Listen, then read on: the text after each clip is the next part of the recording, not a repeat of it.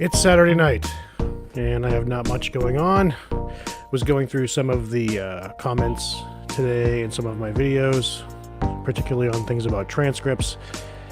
And I was taking a peek through some of the tax forms today, and I've seen a lot of people with concerns over things they've been finding over when they go to check their transcripts. So I figured I would break down some of the things that we've been seeing, talk about some of the codes you can find, and hopefully answer some questions. Now, I've talked about this subject many times in my videos. You can go back over the years. You'll find a bunch of videos where I talk about the transcripts, how to check them, what you'll find, what it all means. We're going to condense it all tonight into a big live stream. I'm going to basically break down a couple of different transcripts line by line, and we'll go from there. So I'm just going to go at it like someone doesn't know. This is going to be basically for the people that watch this in the future. So hello, future person that checks this video out after the live stream airs. You've been searching on the tax forums. You heard about this transcript thing about trying to figure out how you can check your refund. You see people talking about transcripts. You're like, how the heck do you do that? So you go to irs.gov. You go to the transcript page, and you're going to look for the request online, get transcript online. That is the option you will want to select. If you go down and you order it by mail, that's not going to help you determine anything. You need to see what is on your account transcript at this very moment. That is the information that will help you determine what you need to see. So when you click that Get Transcript Online option, I've already logged in here, so there'll be an option for you to sign up for an account if you don't already have one. I'm going to log out, and we'll take a look at what that would look like. So if you have an existing IRS username, which is how I sign up, I've been signing in the same way for years, so I just use my IRS username. They no longer give you IRS usernames. Now you have to sign in with id.me if you've never done it before. So you create an id.me account. You go through the security verification. There is some information you're going to have on you, a photo ID. I think they check you with like a credit card. There's information you're going to have to create an online account. But once you get into that account, then you'll be able to look at your transcripts and see what you need at that very moment. Now, what you're going to want to do is when you log in and you get into the transcript page, I'm going to share another screen with you that's going to show you what it looks like when you get in. Share screen. So when you log into the transcripts, this is what you would see. I'll zoom in for you here so you can see better. Okay, so you're going to have the return transcript, record of account transcript, and the wage and income transcript. And you will see the various years. The current tax year is 2022. Even though we're in 2023, the taxes you just filed this year would have been 2022. You're filing taxes for the 2022 tax year. And you would want to go and look through the account transcript. That's what you want to be looking for, is the account transcript. The return transcript isn't going to give you what you need. The record of account transcript will not give you what you need. The wage and income will not give you what you need. The one you're looking for is account transcript. And if, as you see here on this particular page, there are NAs on the page at the top for that year of 2022. So if there is an NA in any spot on those boxes, then your return has not finished processing. So at that point, it doesn't even matter. When you pop open that account transcript, if there's an NA anywhere, you're going to see that there's literally no information on the transcript. So that will be another page I'm going to show you. It will look like this. You'll see there is a bunch of zeros basically and nothing else. It says no tax return filed. that is what it looks like when you check your transcripts and they have not posted your return to the system for processing yet. But wait, Dana, I thought they say they start processing as soon as they receive your return. That is not true. What happens is, particularly, really, especially if you fall into the PATH Act, where they cannot even begin processing your return until after February 15th. Your return, basically, when it is accepted by the IRS, it sits in a queue until it's your return's time to be input into the system for processing. Until that return hits the system for processing, it's not even being looked at. So as long as you have NAs on that page I showed you, and if you looked at your transcript and you see a bunch of zeros, then what your status is currently is, yes, you have technically filed your return, but the IRS has not begun processing it. So what you'll be looking for is when your return finally updates, there'll be a bunch of information populated on that transcript. So finally, usually after a couple weeks, a week, 2 weeks, depending on what cycle you fall under, we've talked many times about cycle codes. We'll talk about that too. Eventually, what will happen is your return will get posted to the system, and there will be information populating that screen, which I will show you what that might look like. If I can remember where I saved it. Hold on, people, bear with me here.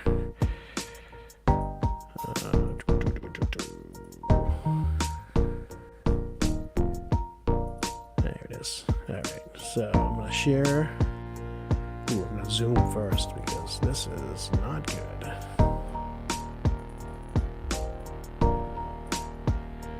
Here is an example of a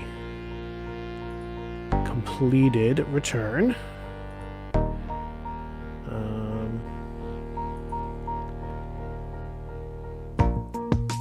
Oh, I didn't want to share it on Paint. Hold on, I'm sorry. Oh, the things that can happen when you're doing a live stream. All right, I had it here, in here. All right. Present. Share screen. Window. Completed return. There we go. All right. So this is what a completed return would look like when it's hit the system and it's finished processing. You'll notice at the top there is no account balance. It's zero because any money that this person would have owed the IRS or the IRS would have owed them has already been taken care of and paid out. The adjusted gross income, the taxable income, their tax, all that information's on there. And then if you look at the lines further down where the transactions are, that's the things you're going to be looking at to determine where you're at in the return process. So, code 150. I have a video about 150 and what that means. So 150 means your return has posted to the system for processing. At that point, as soon as you see a code 150, even if there's no other codes on that return, you look at the rest of the thing, you don't see these other codes, you see a 150, you at least know your return has been posted to the system. It's in there for processing. You'll see the cycle code. This one was 2020 2020. That's the year, that's the tax year, or the year that this return was processed. 2020. 07 was the 7th week, and 05 was the 5th day of that weekly cycle. That would mean if you see an 05 on that cycle code, if you look at your transcript, it's 05. Your transcript is only ever going to update on a Friday.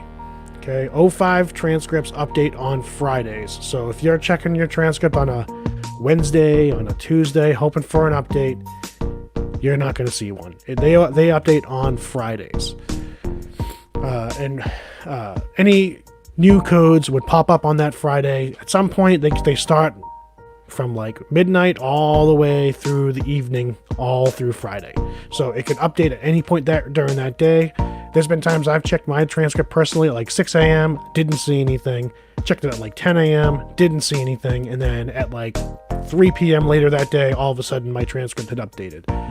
So if you have an 05 code, you're in the weekly batch processing, those transcripts are only going to ever update on Friday. If your cycle code ends in 04, 03, 02, 01, those are dailies. That means any day of the week your return could post to the system and update in the system. So you could literally check almost any day of the week and you would see an update. The date next to that, you're not going to necessarily pay attention to. That date can change. All the dates you're going to see are like internal dates that the system sets for itself as like a deadline to complete their actions. So it's not necessarily anything to do. It's not going to really tell you anything specifically on that date next to the cycle code. And the amount is the amount of the tax you owe to the IRS. Now, a lot of people will say, but wait, I'm getting a refund. I don't owe a tax. That's true. That may be true. But if you have income, you have a tax. That tax could be zero. You could have such low income, like you made $400 and you have 3 kids. Your tax could be literally $0. But there's going to be an amount there. It's going to be $0. It's going to be $10. It's going to be $5,000. There is going to be an amount on that code 150 line because if you have any sort of earned income, you are going to owe a tax on it. Now, whether or not after all your credits and stuff have been put in and all your deductions, whether you're going to owe anything beyond that or if you're going to be getting anything back, that's how they're going to determine that. So just because, for example, this tax return filed tax amount says that $349 is owed, doesn't mean that this person didn't get a refund. In fact, if you look further down the transcript, you'll see that they did get a refund. And the reason is, if you have a job, you have a W-2, you have withholding. In other words, you have your employer take taxes out of your check every week. Now, due to some of the new tax laws that were passed over the past couple of years, they take less out of your check now, so the amounts might not be as much, but they are probably taking W-2 withholding out of you. In this case, it was $488. Once again, the date, that 4/15, that is just the close of the tax year. So code 806 on the tax transcript is a W-2 or 1099 withholding. Most 1099s don't withhold, but sometimes people that are self-employed do have the option, if they have a regular contract with someone, to get taxes withheld from their payments. So if you had any withholding throughout the year, it would show up on that line. So in this case, it was $488. So for this transcript, even if this person didn't have the 766 code and the 768 code, the 349 minus the 488, that would automatically entitle that person to a refund. Their refund would be approximately $139. So, because after you subtract the 488 from the 349, that leaves over $139 in favor of the taxpayer. When you're looking at the dollar amounts on the transcript, positive amounts are money that is owed to the IRS. Negative amounts are money that the IRS will be paying out to you. And it goes line by line. So if you look at the top of the transcript here in the corner, I don't have all the information there, but you see how self-employment income was like whatever there, and then the self-employment tax was $349. That was a total amount of tax that was owed for these taxpayers. So that was the total amount. $349 is a positive number. That means they owed $349 to the IRS in taxes. However, you'll notice there's a lot of deductions here or credits here. Those are negative numbers. That is money that the IRS is crediting to their account, which means that ultimately they will get a refund. So positive numbers on those lines means money to the IRS. Negative numbers means the IRS is crediting you. Their negative numbers are good for you. Negative good. Opposite of what you would think, but So 806, once again, that is your withholding line. So code 806, I have a video on that too. That is how much was withheld from your pay throughout the year. The next line here is 766. It's a credit to your account. This is a generic credit code.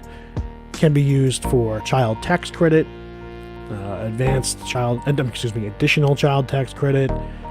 There's numerous different credits that 766 is used for, but the child tax credits are the most common ones, and that's what this case is. They have, I don't know if you noticed at the top, there was a family of 5, so they have 3 children. So for this year, they had 766. Child tax credit was $2,154. Once again, the date there is inconsequential because that is just simply the close of the IRS tax season. So 766 is a generic credit code. 768, earned income credit. That is the credit that is used for lower income filers. Once again, another date you can ignore, April 15th. That is the close of the tax season, and the amount for this one was $6,557. So what they do is they take the tax that you owe them, $349, and then they subtract the credits you have and the withholding. So they subtract those 3 amounts. Maybe there's even 4 amounts if you had extra credits. But in this case, they subtracted those 3 amounts from $349. And when that all is applied, before the refund officially gets issued, if we were able to pull this transcript before the refund was issued, in other words, before the final processing was done, there would have been a negative account balance at the top left corner of this transcript. It would have said negative $8,850, meaning the IRS owed them $8,850.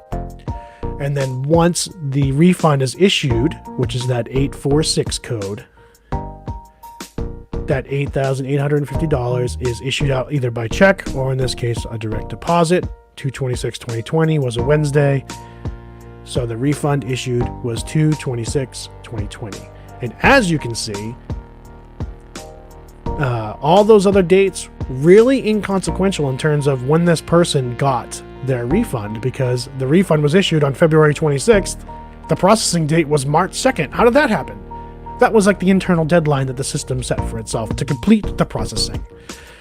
And then the return due date or the return receive date, whichever is later, April 15th, that was the close of the tax year. There may be some cases where you see a later date for that. And maybe it's not April 15th, maybe it's May and sometime. Those are the years where they've extended the tax season and given extensions, and then they push that return due date further back. But if you've already filed, it's just another date that doesn't apply to you. So this is a completed transcript. This person got their refund, no problem. It was issued in February. This was an 05 weekly transcript. So this update would have shown up on a Friday, sometime Friday morning, Friday afternoon, probably in the morning. Usually that's when the most transcripts update. They would have seen they had all these information, and then when they woke up on Saturday, their Where's My Refund would have updated to the 3 bars in the same direct deposit date of 2/26. So that is a completed return. I did make some other slides. I had some other slides we could look at. If I can find it. And yeah, I'm going to pull this one up. So what happens when there's an issue on your return? So you filed your return, it's been a while, all of a sudden your transcripts are available, and you check and you see some codes that aren't the codes that we just looked at. Maybe there's some different codes. This is a code, this is a transcript copy of someone that had an issue on their return. So you'll see they had the 806 code, they had the credits put on there, but you'll notice a bunch of lines where there is different information here, different codes. So the 570 code is a freeze code. Their return had a hold on it for some reason. So they filed their return. The return, at some point, probably after a couple weeks, was posted to the system for processing and then got flagged in that processing. Once your return gets flagged, if it's been flagged for any reason, it gets kicked over to the errors department to figure out why it got flagged. Someone has to manually review it. Could be any number of reasons that the system flagged it. You may have filed something that didn't match up what your employer filed. You may have filed incomplete information that the system was looking for or expecting because someone else that paid you, like a 1099, reported theirs, but you didn't report yours. Could be that information got put in the system and it turns out you owed a debt to the government. Maybe you had unpaid student loans. Maybe you had previous taxes you owed. In this case, I can tell by the codes that someone owed money. So the 570 is the freeze code. So once that happens, there's no telling how long it can take to resolve whatever the issue is. If it's something where they need information from you, it can take, excuse me, it could take quite a while. Because you have to wait for snail mail for them to send you a letter saying, we need this. But it could be something super simple like an arithmetic problem that they just need to adjust, and all of a sudden it's less than a week or two and it's fixed. It could be any number of reasons. Unfortunately, there's no true way to know why your return is being frozen, other than to know that it's actually being frozen. So if you see that 570 code, you know it's being held for some reason. Unfortunately, even if you call the IRS, 90% of the representatives won't be able to even tell you why it's frozen. They're not either authorized to, or they just don't even have that information. Once it kicks over to the errors department, they're the ones that have the information, and when they first receive it, they don't even necessarily know why until they actually look over it. So just like when you file your return initially and the IRS receives it, it sits in a queue. When it gets kicked over to the errors department, it sits in another queue and no one's even looking at it until your number comes up, basically. The 971 code is a notice issued that's used for any number of letters that the IRS sets out. In this case, it was probably related to the additional action pending freeze code. And then hopefully not too long after that, you would see a 571 resolved additional action. That's the release code, meaning whatever they were doing to review your return, it's complete. So in this case, the 826 code credit transferred out to, I don't know the information. This was actually a transcript that someone sent to me because they had a bunch of questions, and I just edited out a bunch of their information because I didn't want people's personal information getting out there. So they had an offset where they owed money to the government for unpaid student loans.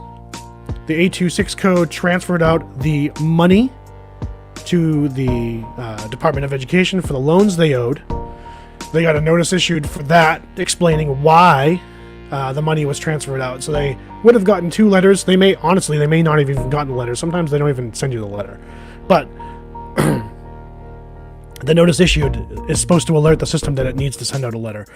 So they got a letter saying, hey, your return's being held for some reason. We're reviewing it. And then they got another letter when it was resolved saying, your return was held because you owed money to such and such, and we paid out this much money. And then the 846 code, they got the balance of whatever was left over after they paid that offset. So that's an example of a return where someone had their return held up. And in this case, in talking to them, it was held up for approximately 3 extra weeks from when they initially thought they might be getting their return. So in all, it probably took them about 6 weeks to get their money. So that's about pretty much what we can cover for the transcripts. We've looked at an unfinished transcript. So we looked at what the IRS tax transcript screen would look like when you log in. Once again, just recap this stuff real quick. You log into the transcripts, you get the 4 boxes. You see the return transcript, you see the record of account transcript, you see the account transcript, and you see the wage and income. You're always going to be looking for the latest account transcript We're looking for this year, the 2022. However, if you see NAs in those boxes, then your return is not done yet. So when you pull up that transcript, it's going to be empty. In other words, it'll be a blank page with a bunch of zeros on it. It's not going to tell you anything. It won't tell you anything until those codes start popping up that we just reviewed. So we flew through that pretty quickly, thankfully.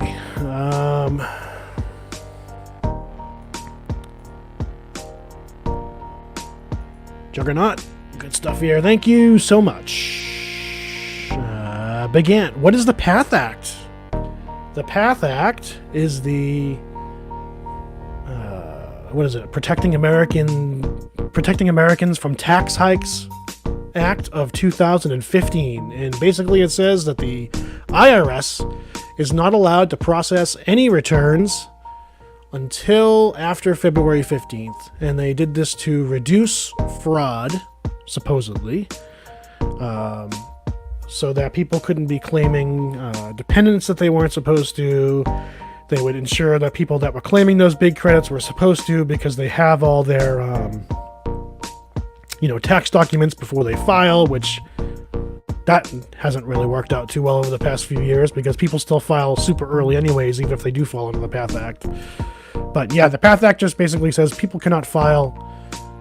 People can file, but they can't get their return processed until after February 15th if they have earned income credit or additional child tax credit.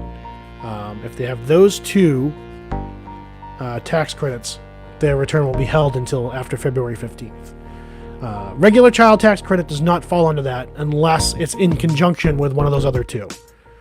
But if you just had child tax credit, but you didn't have earned income credit and you didn't have additional child tax credit and only child tax credit, then you could get your refund earlier. But if you have either of the additional child tax credit or earned income credit, it's going to get held until after February 15th. Chucho says, my account transcript and record says NA. Why? We just covered that. Looking at this box here, the return is not posted to the system for processing yet. So a lot of the people that fall under the PATH Act will have this same screen until next 2 weeks. For the next 2 weeks, it will look like this, because it won't update until that week. So until you see those NAs disappeared, your return isn't going to be ready at all. And one thing I want to mention too, I've seen on the forums people say they've heard people claim that they got their refunds before they saw the 846 code. And that's just not true. Those people are one of three things. They're either lying, that they got their refund before the 846 code hit their transcript, or they're just ignorant of how it works. They're ignorant because they didn't check their transcript at all, and they got their refund, or they were checking their transcript and then they stopped, and then they eventually got their refund and they said, oh, well, the last time I checked my return, I didn't have the 846. But I guarantee you, if they had checked their return the week before, they got their refund. If they had checked the account transcript, they would have seen the 846 code. You will never get a refund until that 846 code is the last code on your transcript. And that is because the transcript, the account transcript, is the official record of what the IRS has done to your account. They will not issue you a penny without documenting it on that transcript. So the transcript is always the first thing to update. It's always the first thing. So the transcript will update first, and then the following day, if you get that 846 code, would be when you would expect to see a refund update on the Where's My Refund tool. Juggernaut says, our return was accepted today. I was worried because we filed and my wife accidentally left out a W-2. I did a fake return just to see how it turned out, and the refund would have been bigger. So you probably would have gotten more of like one of those credits if the other W-2 was included. So what's going to happen is there's two things that are going to happen. They may just push the return through if her employer or your employer, whoever's W-2 it was, hasn't submitted those W-2s yet to the IRS. So if they haven't viewed those W-2s yet, and they get to processing your return before that, they will just process your return without that W-2 and issue you whatever the refund is. So in that case, what you would want to do is after you get your refund, not before, after, you would want to file an amended return with the W-2, include that new W-2 on the amended return so that any extra credit you got from that income, you can get back. And then you would get a refund from the amended return. The second thing that could potentially happen is that they do check it against what the employer reported.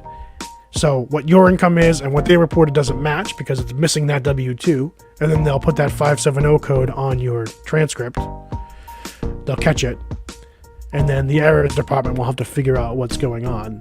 They'll see that the income wasn't reported. I will say, though, they're not going to adjust your credits. So even if that W-2 entitles you to more money in credits, which means a bigger refund, they probably won't. They'll make the adjustment to your income. They probably won't make the adjustment to your credits. In fact, they may even reduce your refund because they'll say, oh, you had extra income. We're going to reduce your refund.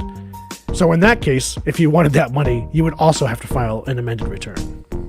But they almost never, when they do those automatic fixes, they almost never add money onto your refund. Whatever adjustment they make is usually deducting the money from your refund. Even if the money actually does entitle you to more, they will not. They will not choose to give you extra money. You have to file that amended return, basically. So once your return is completely processed, you're going to have to file an amended return to get that extra credit for a bigger refund that you're entitled to. All right, guys. Well, there's only been a few people here for this stream. I'm sure that more people are going to watch it as the time goes on. It seems to happen with some of these streams, especially when it's got a lot of information packed into it like this one. So to the future viewers and subscribers that watch this video, I hope you find it informative. I hope the people that did stick around with me today, hope you guys all found this useful. I'm sure a lot of you guys have been with me for a couple of years now, so you know a lot of this information anyway. But I do tend to see a lot of these questions still come up in the comments, so I figured I'd do this live stream tonight and kind of answer some of those things. Hopefully I didn't fly through it too quickly, and hopefully a lot of what I was saying would make sense. If it didn't, well, there's always helpmedane@gmail.com. And as also, you can always leave questions in the comments. Please make sure you like and subscribe. I want to keep on growing this channel, keep on helping as many people as I possibly can, keep on correcting the misinformation that is out there, and, help everyone figure things out. So we can reduce the stress for all of you as much as we possibly can. That's going to be all for me tonight. I hope everyone has a good night. Until next week, I'll be uploading some new content next week. I hope everyone has a great weekend, and I will talk to you soon.